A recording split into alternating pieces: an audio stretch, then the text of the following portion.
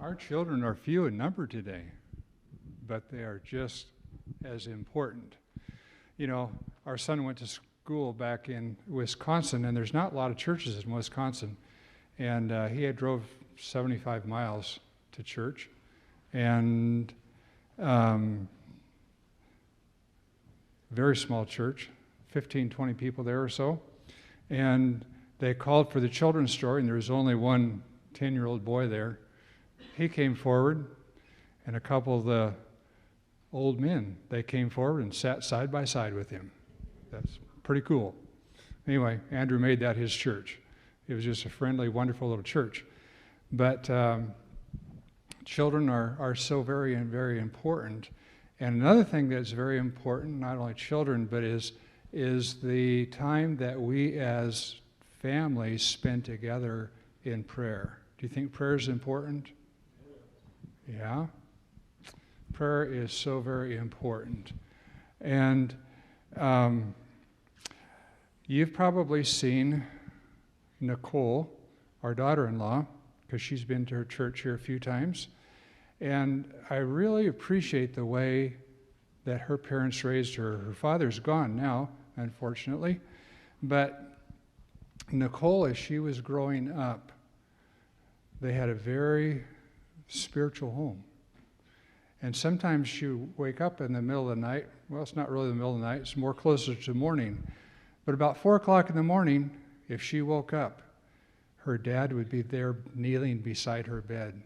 Because every morning, 4 o'clock, he was up. He went to Nicole's room and prayed with her.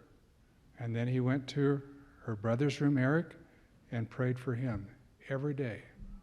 That's pretty impressive. I go, whoa, I wish I'd had a home like that. I wish I would have provided a home like that. That is amazing. Needless to say, both Nicole and her brother love the Lord.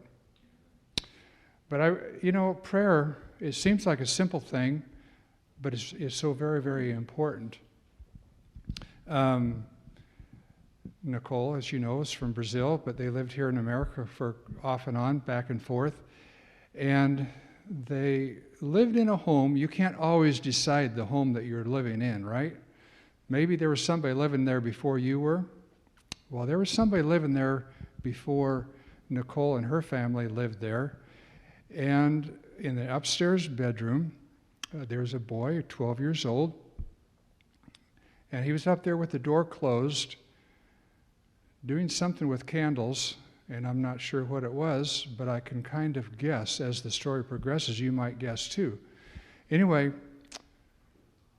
the house caught on fire, and he died in his room. Only the room was damaged, though, and so they fixed the bedroom up, and everything was fine, and Nicole and her family were the next ones to live in that house. They lived in that house for 5 years, and they had a happy home. No problem at all, and then they ended up moving somewhere else, and after 2 or 3 years, they came back to Connecticut where they had been living, and they went back to that same neighborhood to visit the neighbors. And the neighbors were talking to them, and they said, "Did you guys ever have any problems when you were living in that house?" They says, "No, we never had any problems. What are you talking about?" And they said, "Well, over these past years since you've been gone, there's been a lot of people that have lived in that house, and they can't stand it because they're sitting there in their living room or whatever, and somebody will slam the door, and there's nobody in there except them. Sometimes they'll be sitting there, and somebody will shut off the light. They'll go back and turn it back on. They'll be sitting there, and somebody will shut off the light. So between the lights going off and on and the door slamming, they only lasted 2 or 3 months, every family. And that had been happening ever since Nicole and her family had left.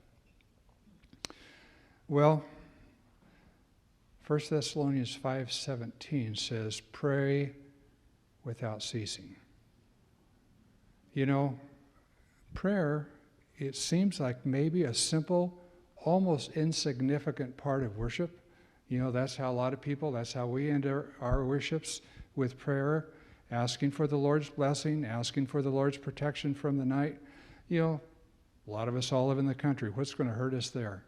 But you know, we're in a battle. There's Jesus on one side and the devil on the other. And when we commit our lives to him, he will care for us. You can go back to your seats.